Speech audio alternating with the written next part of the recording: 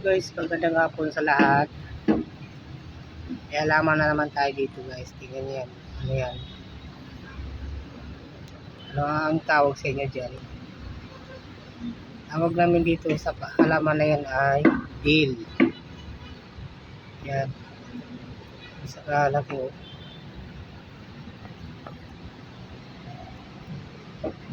Ito pong dill ay isang pamilya ng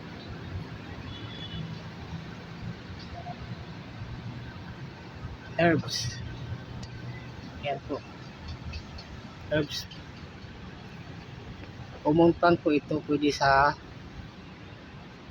indoor, pwede din sa outdoor. Yan. Tingnan mo yung dahon. No? Yan po ang dahon niya. Parang plastic lang. Makinis. Palambot. Herbs po siya. Tikpan natin.